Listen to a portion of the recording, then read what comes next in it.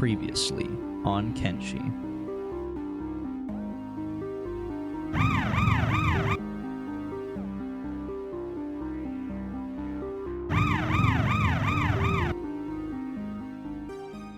Welcome back, everybody.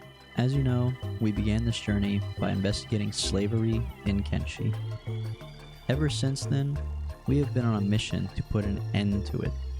Unfortunately, while doing this, we became enemies with the Holy Nation and the Traders Guild in the name of abolishing slavery, which actually worked, as the nearby slave camp has been reduced to rubble.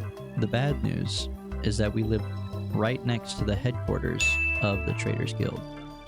With all these negative relationships piling up, it's getting harder and harder to walk around without getting recognized, and not in a good way. On top of that, it wasn't unusual for us to get daily death threats from the Holy Nation and attacks on our base. I don't get it. It's not like I kidnapped multiple of their highest ranked elite members, which had seemed to have put a damper on their navigational skills as they got lost in the nearby city. After seeing them on the map, I pulled out my binoculars and took a look. And sure enough, it was them. But I could barely see anything from this far away. I needed to go over there myself and find out what exactly was happening. When I finally showed up, it was an absolute bloodbath. I was more than late to the party, and it showed. I think the walls I put up around the city confused the AI's pathing and forced them here? I'm not sure. Either way, the samurai guards didn't take too well to these outsiders preaching their religion in their city. The guards even went so far as to arrest these individuals, marking them as a criminal forever. Good luck getting a job, buddy. Needless to say, I think it's pretty clear who won this battle, which is fine by me, because it's one less battle that I have to put up with.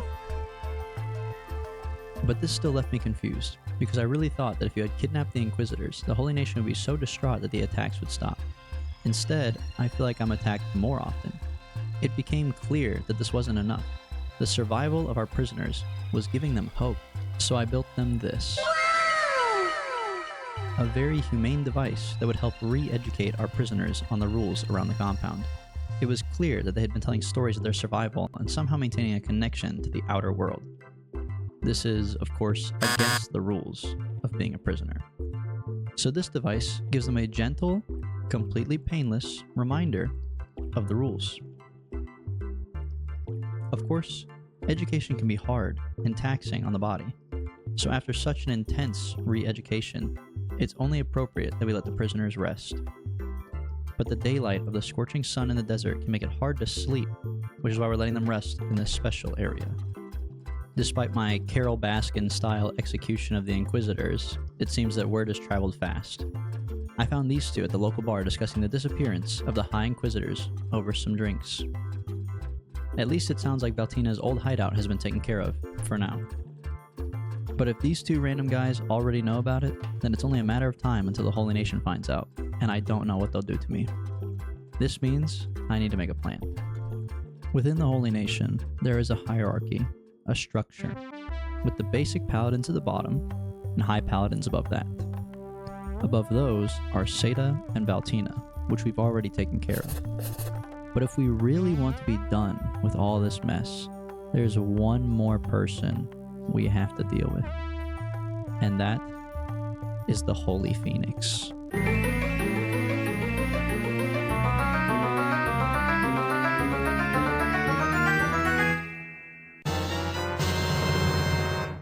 But if I'm being honest, I don't think we're ready yet. We're only able to fight off the Holy Nation the way it is now because of our turret guards and our great walls. Even when faced with Baltina, we were forced to use the environment to our advantage. But the Holy Phoenix isn't just going to come to my base and let me shoot him with turrets. Unless...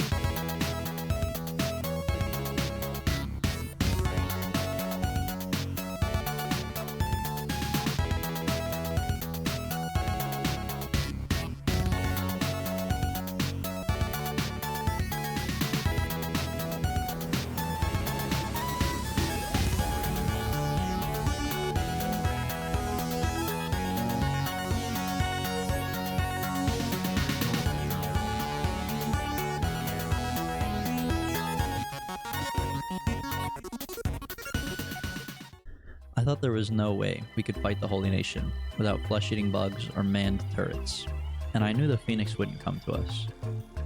But that's when I realized that I could bring my turrets to him. We've been working to extend the walls of our base to the south, cutting across the Black Desert so that we can park as close to Blister Hill as possible. Our own private tunnel, straight to him. Of course, you can't go underground in this game and build a real tunnel, but I had found out earlier when surrounding a city that I had functionally built a tunnel between the cities and decided to expand that idea into this. I can now walk from my base in the desert all the way to the prairies of the Holy Nation without a single person bothering me because I've locked them outside of the tunnel. We can now use this to guarantee the safe travel of my army without any chance of being attacked by the other factions that have beef with me, and it allows us to set up a temporary base for the attack.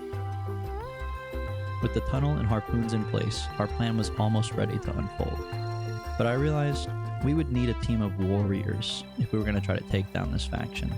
No simple farmer would do. I needed people who believed in us and supported us, which is why I went back and recruited some of the best people for the job. And that's you guys. You guys have been the most supportive, leaving me some of the nicest comments that just help encourage me to keep going and making these videos for you, so I thought it only made sense that you guys joined me. I really appreciate it, and I just want to say thank you. With our renewed army full of passionate fighters, I felt confident about our chances at the upcoming battle, and we set out to use the tunnel once again. Even with the tunnel, it's still a multi-day journey, and if we wanted to prepare for the fight ahead, we would need to get some rest at the end. But while everyone else rested, WEgore worked hard at his desk, managing the family business. Believe it or not, the Jimmy John's doesn't have good margins, and this tunnel was expensive. But while sitting at his desk, WEgore's phone rang. It was none other than the local barkeep from a nearby town just a couple miles up the road. He told stories of people who had tried to fight the Phoenix before, and prophesied that if we weren't careful and tactful in our approach, it could be us. Disaster, death, prison, and even becoming a slave once again. WEgore sat at his desk and pondered the reality of these concerns before calling an emergency meeting with mOnke. Using some old blueprints we found, we studied the layout of Blister Hill and decided that mOnke would need to go in alone and lure out the Holy Phoenix. Heeding the warning from the local bartender, mOnke went in alone. We chose a good day to attack, as it seemed like the guards were busy with other things. After a sketchy entry, we were halfway there. Because we had studied the blueprints the night before, I knew there was a weakness by using the abandoned defensive wall at the back of the compound.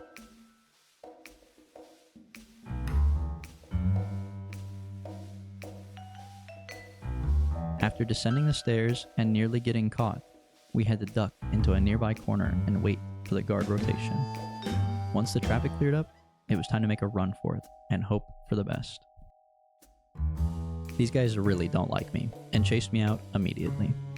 But we had the Holy Phoenix in tow. Now all we had to do was shake his guards and isolate him before taking him back to the base. Once he was alone, we could initiate phase 2 of our plan. With him hot on our heels, it was easy to line him up for the shot right in front of our base. I just needed the turret guards to put in work. After a lucky shot incapacitated him, it was finally over. We could pick him up and begin the journey home. And with that, our fight with the Holy Nation was complete. Blister Hill has been reclaimed by Mole and the Flotsam Ninjas, and we have someone new to re-educate. Thank you for watching, and leave a comment of what you want me to do on the next episode. See ya!